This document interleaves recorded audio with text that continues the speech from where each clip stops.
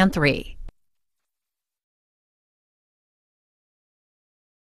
Coming up next on American History TV, historian and author Douglas Charles discusses his book, Hoover's War on Gays, exposing the FBI's sex deviance program. Between 1930 and the mid-1970s, the FBI accumulated more than 330,000 pages on so-called sex deviants, but these files were destroyed in 1977 and 1978. Professor Charles discusses his research into the history of the program and the public and official perception of gays during Hoover's time at the FBI. The 55-minute program is co-hosted by the National Archives at Kansas City, the Gay and Lesbian Archives of Mid-America, and the Truman Center at the University of Missouri. J. Edgar Hoover. There he is. J. Edgar Hoover.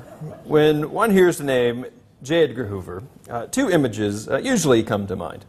The first is the long-serving FBI director with his vaunted files, targeting communists and leftists, using his files to get his way oftentimes with politicians.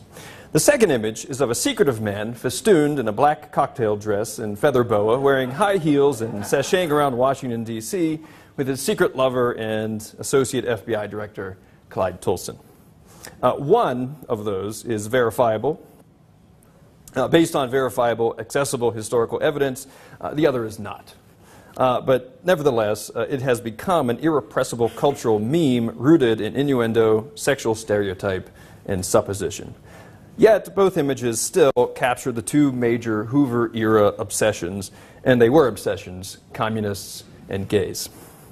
Until now, the FBI's preoccupation with gays, the nature of it, and the means by which it targeted gays has not been very well documented and examined only in limited ways. Otherwise, popularly at least, public discourses over the FBI and gays often center on the idea of a gay Hoover targeting his own through some kind of overcompensation. The fact of the matter is, we don't know. We cannot know what his sexuality was. That is, unless we're willing to use stereotyping somehow as evidence of a person's character or nature. So not knowing, having no convincing evidence, means Hoover's sexuality as a causal factor in explaining why his FBI targeted gays for some 40 years simply isn't helpful to an historical understanding of what the FBI actually did. So let me take you on a whirlwind tour of my book. I cannot cover everything, of course, but that allows you plenty of time to read it. And it's 400 pages, so you need the time. Overall, the book surveys the evolution of the FBI's targeting, obsession, and politics surrounding gays and lesbians from the mid-1930s to the mid-1990s. Why did it start in the 1930s? Why did it start during the Great Depression? It started then because Americans reassessed gender roles. They also reassessed their perceptions of those gender roles, particularly when it came to people attracted to those of the same sex. Prior to the 1930s, in fact, Americans did not regard homosexuality as something serious, as a serious threat, as something necessitating a systematic federal response. Instead, it was regarded as an individual sinful act, an aberration, and nothing overly concerning. But after the stock market crash in 1929 and after the Great Depression set in by 1930, Americans reassessed those views. In patriarchal, masculine American culture, as the previously valued husband, father, head of household suddenly failed to fulfill his assigned role, he lost his job, he could no longer pay the bills, couldn't care for his children, lost his home, became homeless, Americans changed their views about gender. If the ideal heterosexual man was failing socially and culturally, gays, who already stood outside expectations for men, were suddenly regarded as a serious threat. Moreover, after a series of child kidnappings and murders during the mid-1930s, gay men in particular were singled out as dangerous, predatory animals. Now, for the FBI, it started just after Christmas, 1936, when 10-year-old Charles Mattson was kidnapped, abused, brutalized, and murdered. Depression-era child kidnappings, murders were nothing new. Perhaps we're all familiar with the 1932 Charles Lindbergh kidnapping and murder. But in this instance, one, there had been a reevaluation of gender roles, and two, Hoover had declared an end to child kidnappings in 1935 and now looked foolish. Even more, the story shocked Americans from coast to coast and even led President Franklin Roosevelt to publicly promise the FBI would never stop until the killer was captured. Now, Hoover, a conservative bureaucrat holdover from the Republican Calvin Coolidge and Herbert Hoover administrations, now had to react because, one, his liberal boss, FDR, publicly demanded it, and if he wanted to retain his job, he would do what was needed, and two, he had to rectify his previously specious claims about child kidnappings. So the Hoover FBI significantly mobilized to solve this particular case. FBI agents focused on finding a quote-unquote sex offender. At the time, popular perception had it that gay men targeted children. So that is whom they focused on most, and in particular, they actually focused on hobos. Now, transients, hobos, were the most visible and iconic symbol of the Great Depression.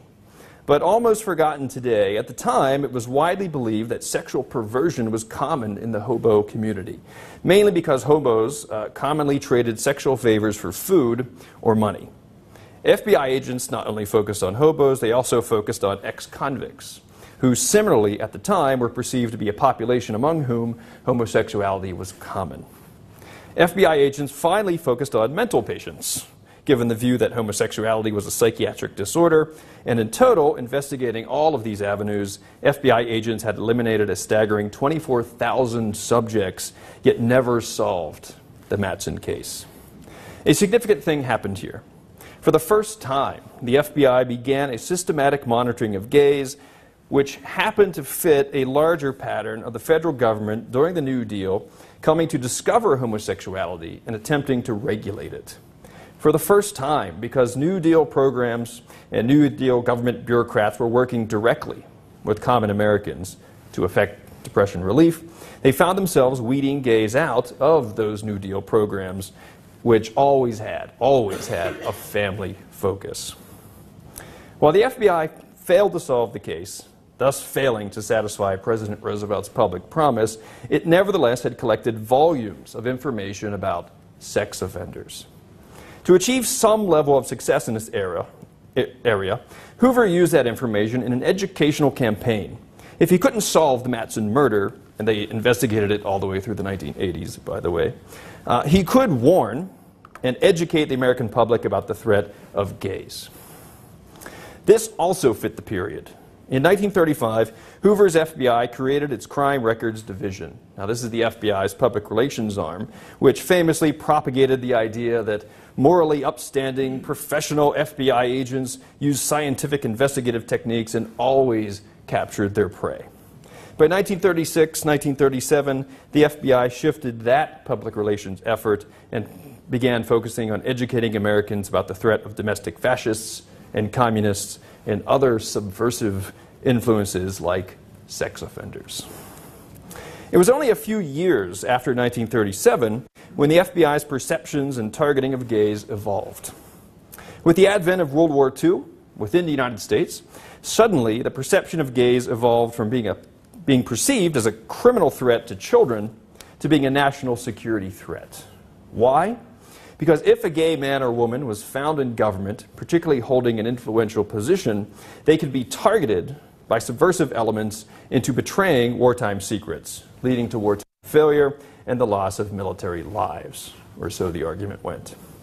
Thus, we see for the Second World War period the FBI investigating homosexuality among top government officials either because of stories of sexual impropriety or because they were gay-baited by political enemies.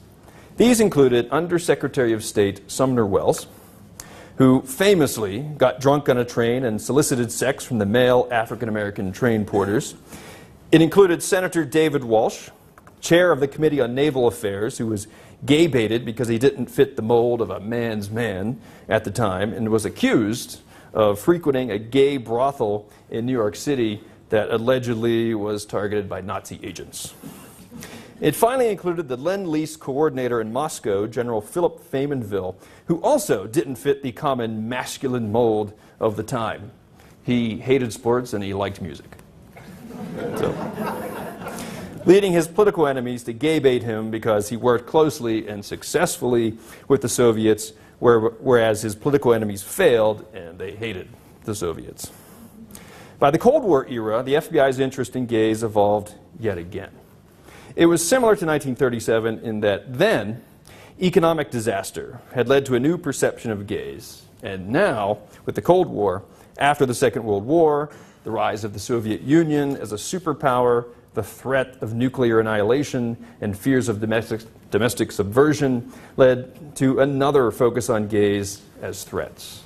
And again, it coincided with a second sex crime panic in which Americans perceived children being targeted for murder. This time, gays were seen as both a threat to the Cold War home front and as a subversive threat because communist agents supposedly could blackmail any in government into betraying their country. Particularly, gays were seen as medical, criminal, and moral, quote-unquote, deviants. A popular magazine article in 1950 claimed to reveal the truth about homosexuality, arguing that gays sought to recruit children into their deviancy. Not just boys, all children.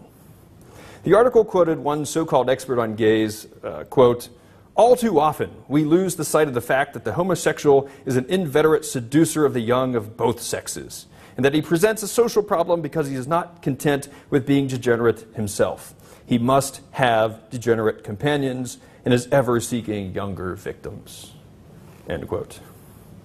Another text from the time on sexuality claimed because gays were a shunned part of society, quote, "The homosexual will murder his victim during an act of sexual frenzy and afterwards rob him." There quickly evolved a decidedly public witch hunt for gays in the 1950s, one that was similar to, yet distinct from, the witch hunt for communists in government. Today, the gay witch hunt is known as the Lavender Scare. The State Department had already begun purging gays from its ranks in 1947, and the public witch hunt began in 1950 after Senator Joseph McCarthy singled out two cases not of political subversion, but sexual subversion in the State Department, which led the State Department to purge itself of gays, very quickly firing 91. Soon after this, Americans focused on the topic, and it engrossed them for years. One American wrote President Truman, quote, "If the State Department can acquire and harbor 91 homosexuals who presumably had something to do with shaping our foreign policy or slanting the information on which it is based, the State Department is capable of anything." The Lavender Scare actually long outlived the Red Scare. In short order, J. Edgar Hoover's FBI responded. It had to respond. It was responsible for domestic security and responsible for protecting Americans from subversive influences. To demonstrate to the president the FBI was on top of the issue, in April 1950, Hoover forwarded to the White House a list of 393 people arrested in the Capitol for quote-unquote sexual irregularities. Concurrently, Hoover created the first version of the FBI sex deviance program. This one was based upon arrest records and fingerprint records. Anytime a person was arrested on a morals charge, which is soliciting gay sex, his arrest record and fingerprints were forwarded to the FBI, who then forwarded them to the Civil Service Commission.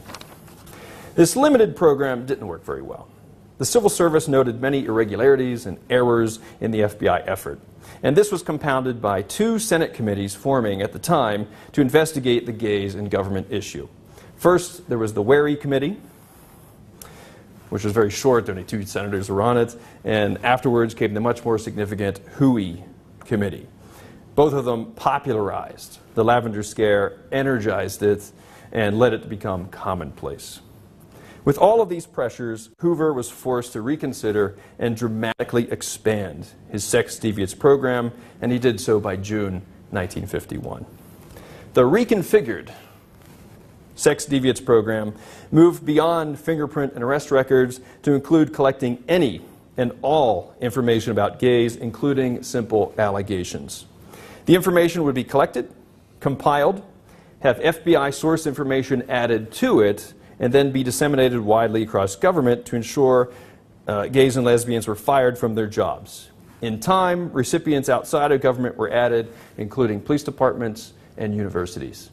Actually, today is the 60th anniversary of the FBI writing in a memo that, yes, we sent this to universities. That's today. The program was neither authorized by the Attorney General or the White House. Instead, it was an obsequious FBI effort squarely placing Hoover and the FBI in the vanguard of the Lavender Scare. The FBI's careful effort can be seen in how gay-related information was disseminated. When forwarding information to the Civil Service Commission, House of Representatives, or the Senate, including the Library of Congress and the Botanical Gardens, FBI policy mandated the use of FBI letters. Well, this is actually the document about the universities today, and that is an FBI letter. Now, particular FBI documents mean different things. FBI letters are clearly identified as being from the FBI. The FBI seal is on there, there's a signature on there, it's very clear where the information is coming from. So that tells us something. So when forwarding information to Congress, because they're in the forefront of the Lavender Scare, right, it's clear where the information is coming from. When forwarding information to the Government Accounting Office, Government Printing Office, the judicial branch, or the military branches, FBI policy mandated the use of something called blind memos. Now, I'll explain this one in a second. Blind memoranda are documents with no letterhead, no signature, no watermark, nothing revealing the FBI as a source. Now, this is actually a blind memo. This one happens to be redacted, but as you can see, the target's name is on there, Carmel Offee, dates on there, sexual allegations, which are blacked out. But otherwise, there's no indication this is from the FBI. Don't worry, because I found this. The first one was actually from an FBI file, blacked out. This one came from the Eisenhower Library. Now, in this case, they sent the exact document to the president, so it actually has the FBI seal on it. So this isn't actually a blind memo. But in here, what we find out is Carmel Offee, who worked for the CIA, was arrested in the park across the street from the White House for soliciting gay sex. Beyond this, FBI supervisors were directed to index from all reports, letters, memos, newspapers, and other sources all names of suspected quote-unquote sex deviants. They would do this by underlining the name with a green pencil. Central then to this FBI dissemination and purging effort was a comprehensive FBI file, the sex deviants file. The file actually constituted several files. One was a file on sex offenders dating from 1937. Another was captioned Sex Perverts in Government Service dating from 1942. A third, called Sex Deviants in Washington, D.C., contained all the fingerprint and arrest records the city police forwarded to the FBI. A fourth was held in the FBI's Washington field office until it was made obsolete in 1953. A fifth, so-called research file, captioned Sex Degenerates and Sex Offenders, constituted the information the FBI's Crime Records Division, its public relations arm, would use to educate and influence the public about the threat of so-called sex deviants. Even more, FBI field offices in cities with large gay and lesbian populations, such as San Francisco, maintained so-called research files in which they kept information about gays in their particular locations. In total, by 1977, the FBI's sex deviants file and related files had grown to be hundreds of thousands of pages in size. I would estimate the main file and related files probably upwards of 500,000, 500,000 pages. I don't have the time here to cover all government officials the FBI targeted, but that's why I wrote a 400-page book.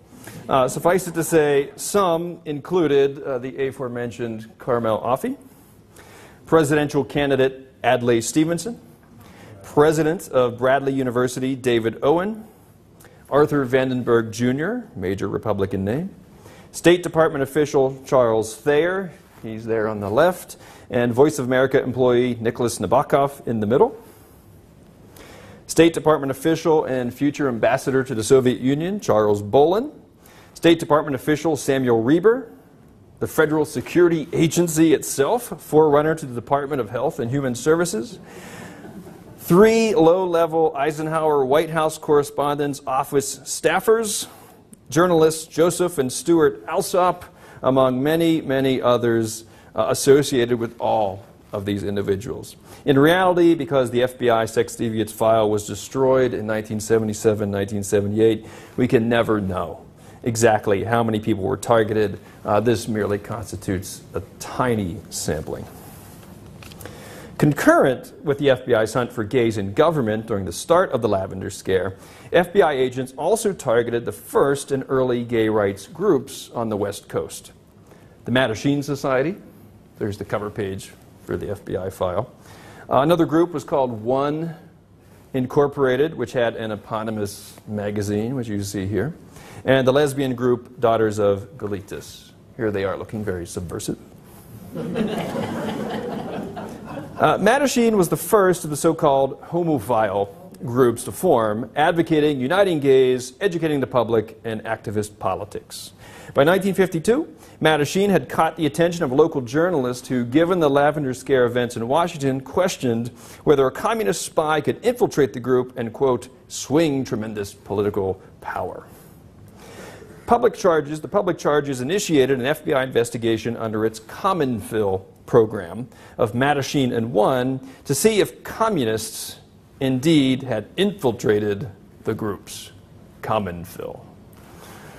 Checking all sources from local police departments, credit bureaus, post offices, and interviewing informants, the FBI decided after months of investigation that both groups were clean. Now, somehow the FBI seemed to miss that Mattachine was actually founded by former members of the Communist Party, but there are different reasons for that. FBI agents then paused their surveillance except for collecting the publications of both groups. By 1956, all of that changed. One, the magazine, published an intemperate article, here it is, or the part of it the FBI was very concerned with. The magazine claimed not only that gays worked in the FBI, but suggested, really only hinted, that Hoover was gay, by never really saying it directly. This kind of public charge led Hoover to target One and Mattachine using federal anti-obscenity law in an effort to shut down both groups.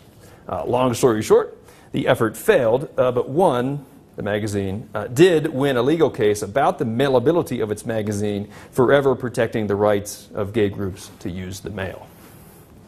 During this effort, the FBI also came to target the lesbian homophile group Daughters of Golitis.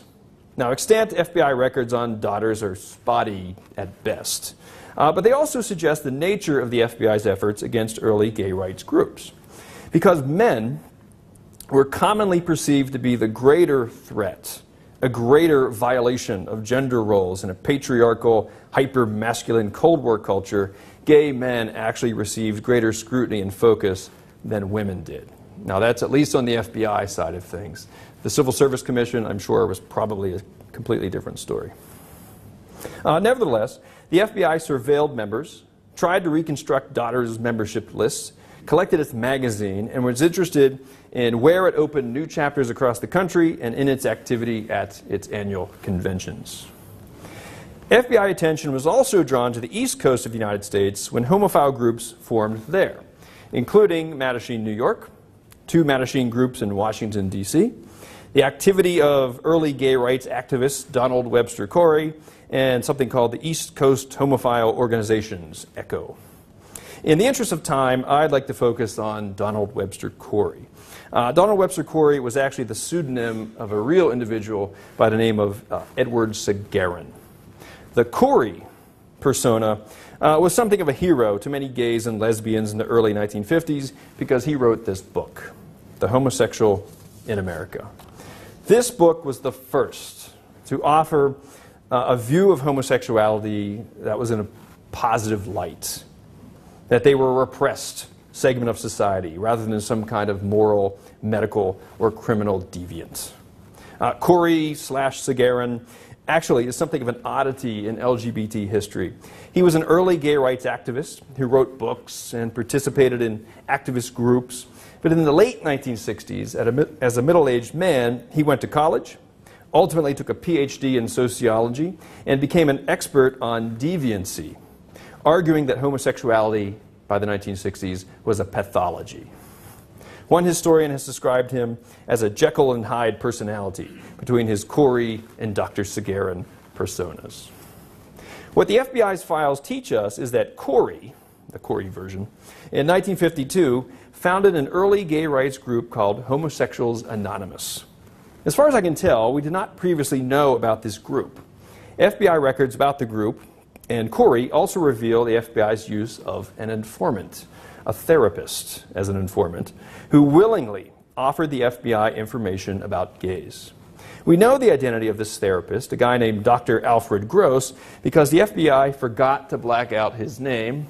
There's Corey Sagarin, just once. Now, what I love about this, and I highlighted in yellow, where this informant, who's the therapist, Dr. Gross, neglected to delete his name. If you look at the bottom of the document, you can see how Dr. Gross described Sagarin, that he was cadaverous looking. I think that worked out great. Dr. Gross, it turns out, long cooperated with the FBI when it came to gays, and he worked for a group called the George W. Henry Foundation, a Quaker group that counseled young men arrested on morals charges. Now, the reality is they really regarded them not with any kind of sympathy, but regarded these as young men arrested who had some kind of pathological problem, a medical problem. So they were not really sympathetic with them. But Corey, or Sagarin, had invited Dr. Gross to speak before his group, which he did.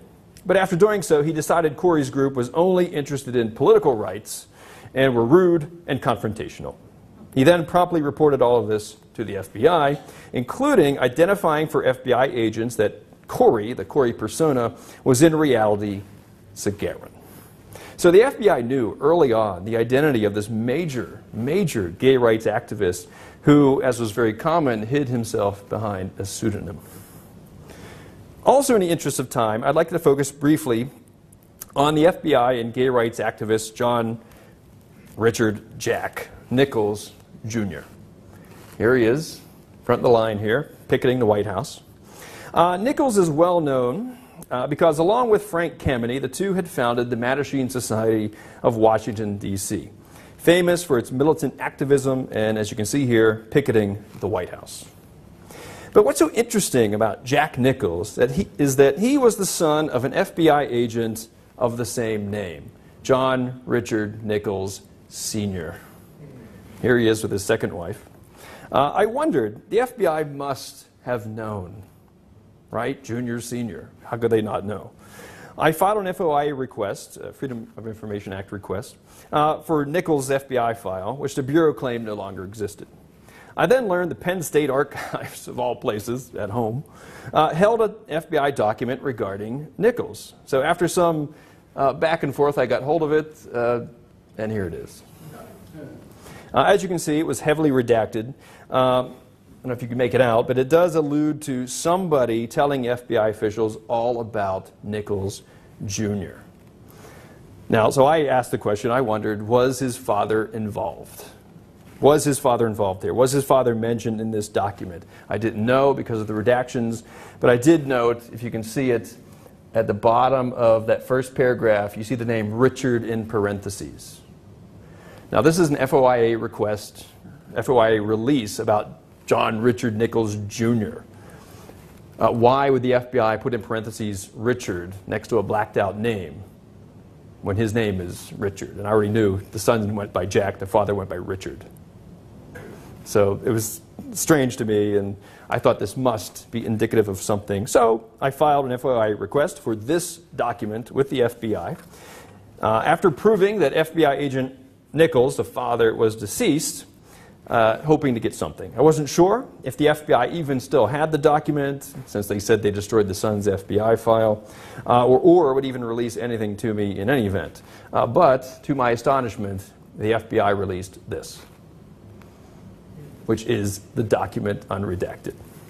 And what you can see here, and what we learn here, and this is in the first paragraph, is that Jack Nichols' stepfather, who was an alcoholic and probably drunk, called the FBI, outed his stepson, and then effectively outed his biological father as somebody who never told the FBI he had a gay son, or told the FBI his gay son was a major gay rights activist.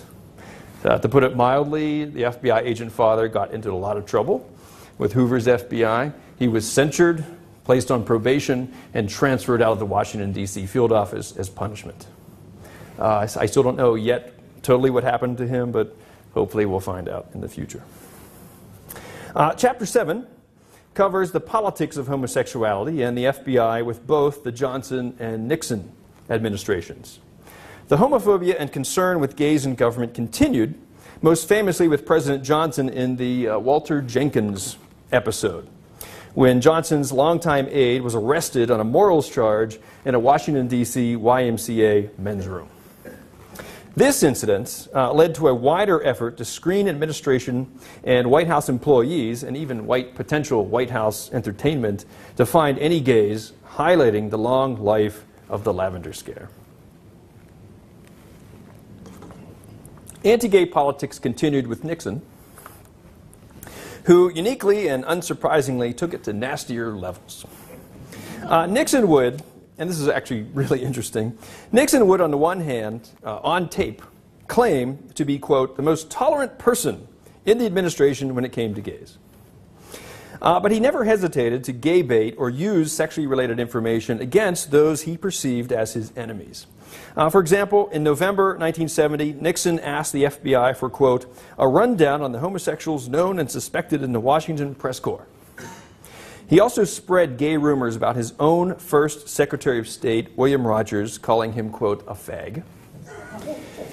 He called someone he met at a White House function, quote, an obvious roaring fag, and commented on an Archie Bunker episode with a gay character, and Nixon said this, quote, God damn it, I do not think you glorify on public television homosexuality any more than you glorify whores.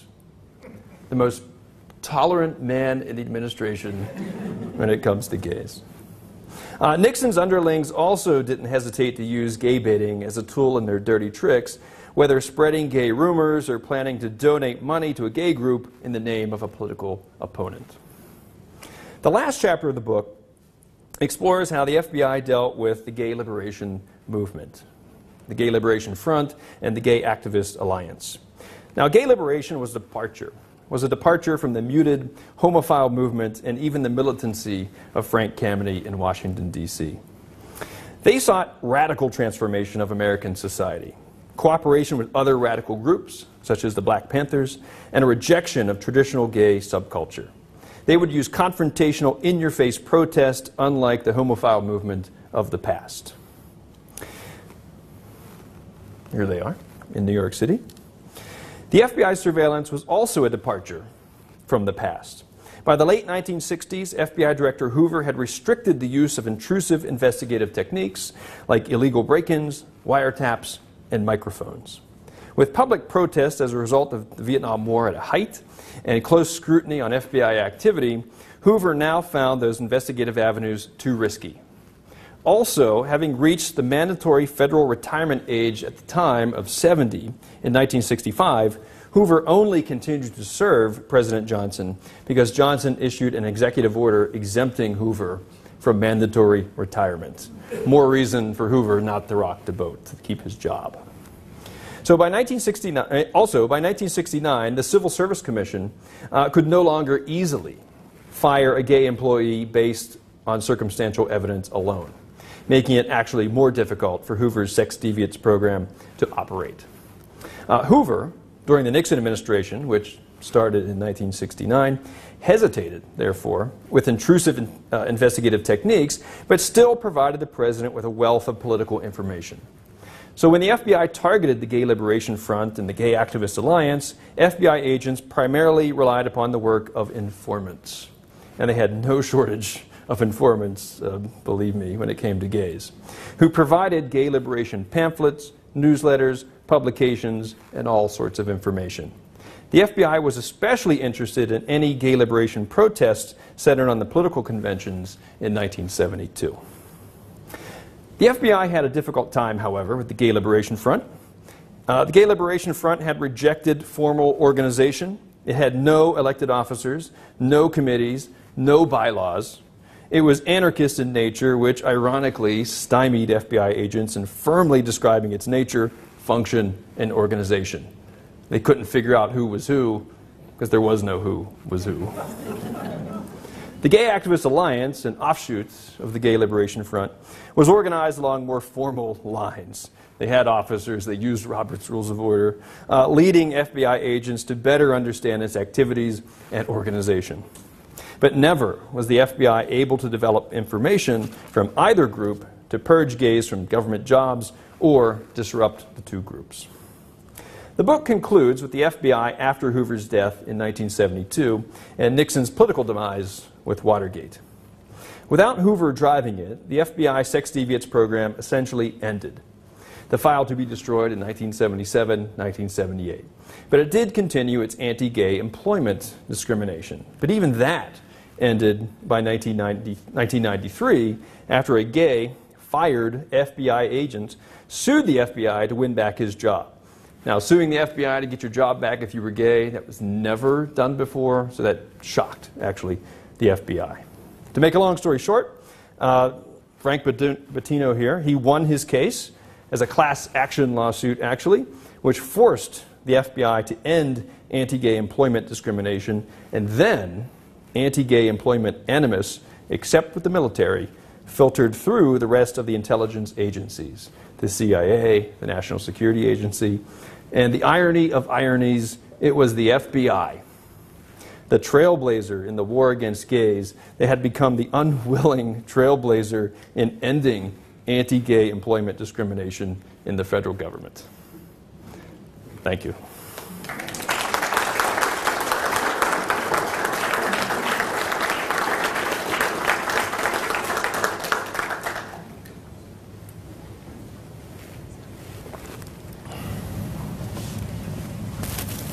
If you have any questions, please come to the microphone located in the middle of the room so that we can get those recorded. Thank you. It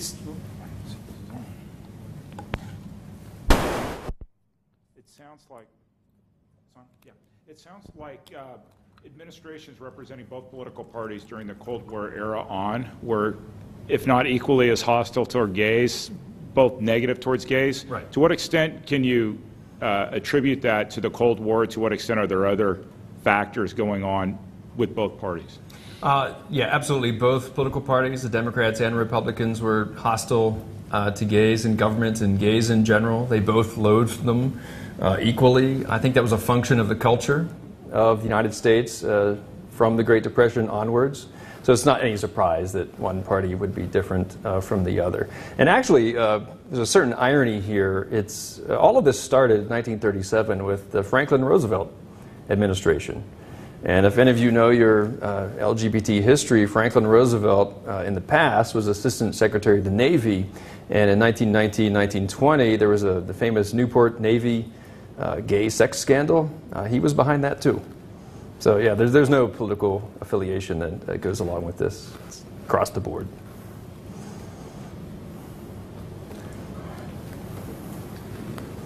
You didn't mention this, maybe you did in previous books.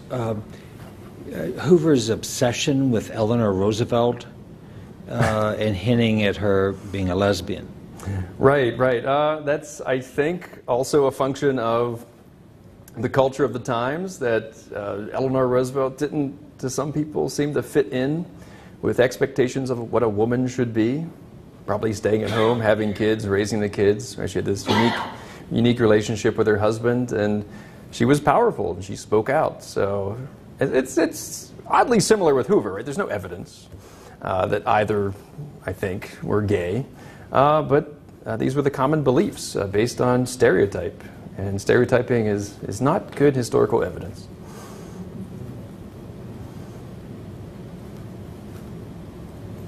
Anybody else? I'm going to ask a question. Sure.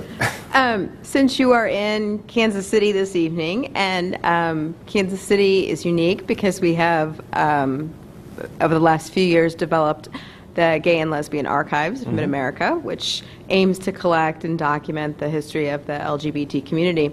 In your research, did you come across any references to activism in Kansas City? And I ask because, for those that aren't aware, the FBI has had a long presence in the Kansas City area and had a very active regional office. So I would be kind of curious if you had any information you came across that was from the Midwest in particular. Nothing that comes to mind. Of course, most of the activism, at least in the early 50s and into the 60s, was really restricted to the West Coast and the East Coast. But once we get into the gay liberation movement, that's spread across the country, primarily on college campuses and university campuses. There might have been, because there was a lot of FBI reports from cities across the country, just field offices sending in, here's what's happening at the local campus with the Gay Liberation Front. So there's probably something from here, but nothing that comes to mind immediately anyway.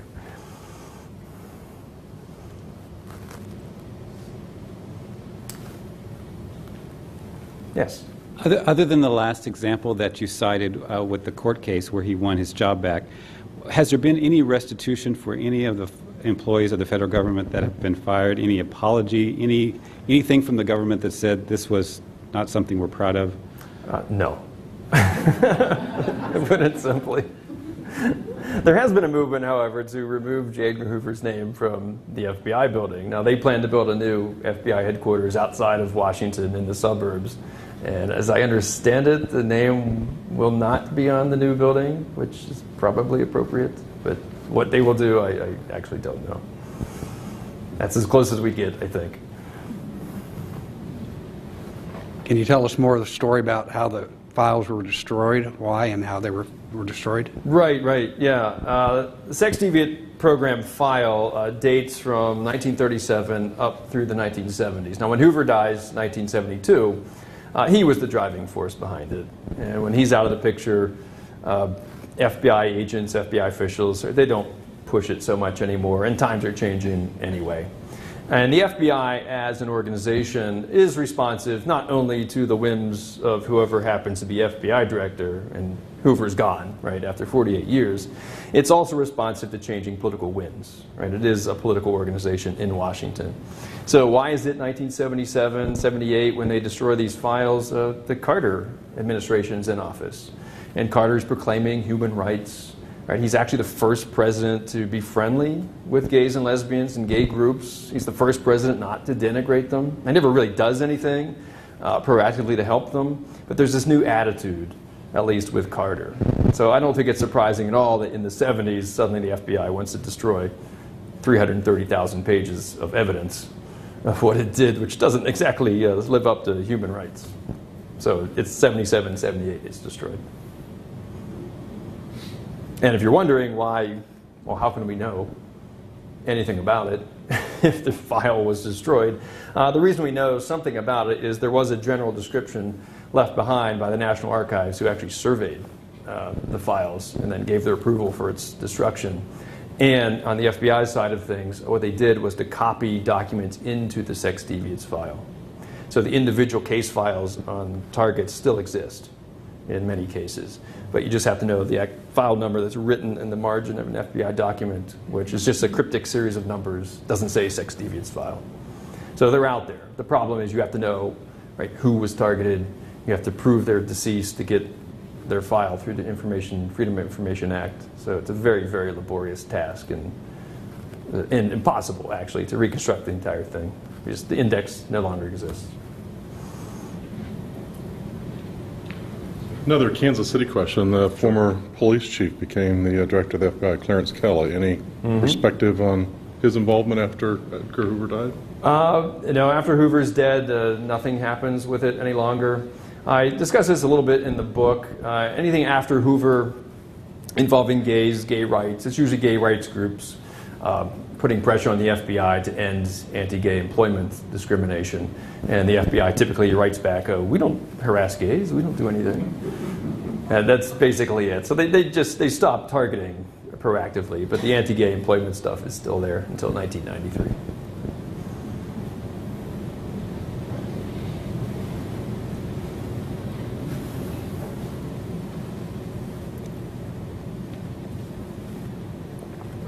Yes. You mentioned earlier that a big part of the FBI starting to make this investigation or the war was because of a kidnapping. Right. And I wanted to know Were did all those kidnappings lead to death? Were the kidnappings public knowledge during the Depression? And then my last question is, was there a decrease in the amount of children that were kidnapped once this war began? Right. Thank you. Actually, there were studies, scholarly studies actually made of crime rates during the Great Depression, and there was no increase in crime rates. This was all a perception, just a popular public perception that children were being targeted, a belief that was not true, that child kidnappings and murders had increased. It was just a media focus, a public focus. So there was no increase in crime. Those who were kidnapped, both boys and girls, not everyone obviously was murdered. Some people were released safely. But this is a typical thing with the FBI and the American public. When children are involved, right, people become very, very concerned, and somebody has to be held responsible. And given the cultural dictates, the social dictates at the time, it was widely believed that gay men targeted children. That's what they did. So even though there's a large category of child predators, among whom gay people do not belong, given stereotypes, that's who was targeted for years and years. Can I ask one more question? Sure. Can you tell us something about the picture? Because is the man on the far left an FBI agent? Because I thought Hoover had a hang-up about facial hair on men. And the second question is, have you been to Hoover's grave? I have not. You know I know where it is. I just never made my way. Do you know the ultimate irony? I do know the ultimate irony. Yes, Hoover's in the middle. To Hoover's left is Clyde Tolson, allegedly his lover and his associate FBI director. I'm not sure exactly who it is on the other side. That is an FBI official. I don't know his identity, but I don't think Hoover was quite that strict with facial hair. Do you know who is 4 down from Hoover? 4 down from Hoover? No.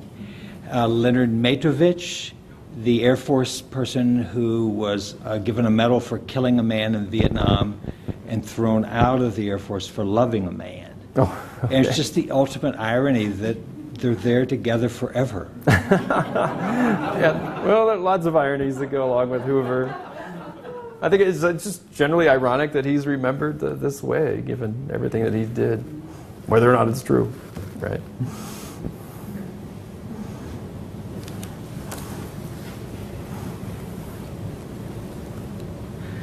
Will you talk a little bit about how you first became aware of this FBI organization, their investigation, and did you face any particular challenges in getting these kind of documents other than what you've already stated in putting this book together? Right. My doctoral dissertation was with the very long title that you heard, J. Edgar Hoover and the Anti-Interventionists. This is a book about the FBI monitoring President Roosevelt's foreign policy critics.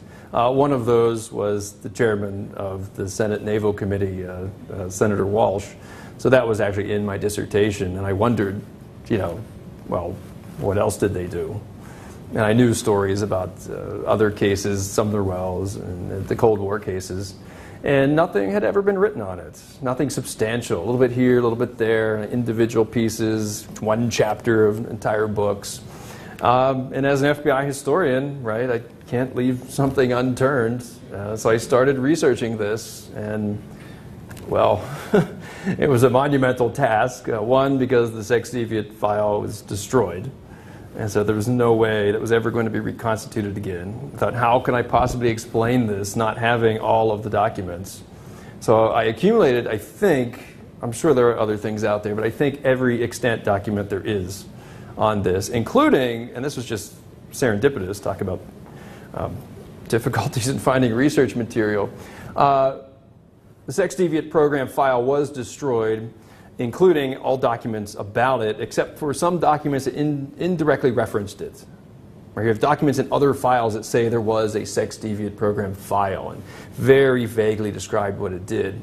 And when I was in Washington, D.C. last year, actually, doing my last bit of research for this book, it turns out there's a man there through a law firm who was suing the FBI through the FOIA to get documents about this. And I thought, okay, well, I have these already. And I met the guy, he showed me this document. It was the FBI Sex Deviant Program policy document, the document we thought was destroyed. Somehow they got it from the FBI. I don't know how it survived, but it described in detail how the program worked, everything I told you today. So it was just dumb luck. I was actually worried, how am I going to explain the program itself in Chapter 4? I don't have this document, and boom, there it is. So it's just good luck in many cases. The other thing is getting around the redactions, right, as you can see. And also, it's just good detective work. You have an FBI copy of a document, but we know, right, the FBI sent documents to the White House. So if the FBI document is redacted, or maybe the one in the presidential library isn't, and oftentimes it isn't, and then you can make the connections. Or just somebody at the FBI forgetting to black out a name. That helps a lot. Don't tell them.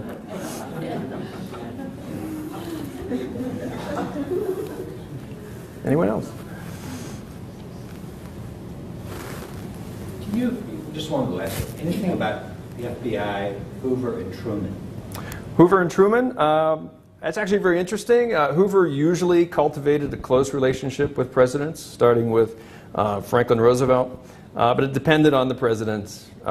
Roosevelt and Hoover were very, very close.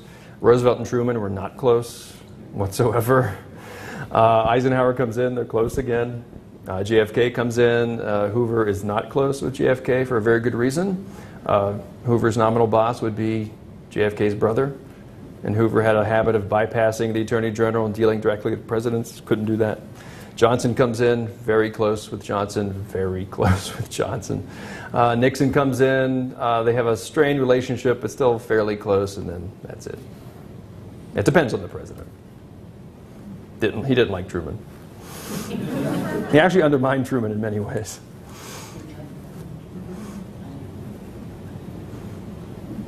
Dr. Charles, am I correct that when Hoover died, his longtime secretary destroyed a lot of his records?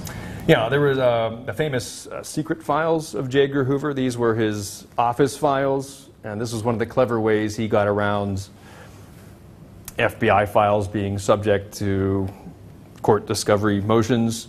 A lawyer would ask through a judge for the FBI to release, somebody's FBI file, and the FBI, Hoover would say, well, the official files of the FBI contain nothing about this person. That's because that document was not in the official files, it was in his office files. And that's what was destroyed. There were two of them. One of them was destroyed almost totally by Helen Gandy, his secretary. The other one survived, so we can reconstruct a lot of that. But that's how he operated, very, very cleverly. Thank you, Dr. Charles, for being with us this evening. Thank you.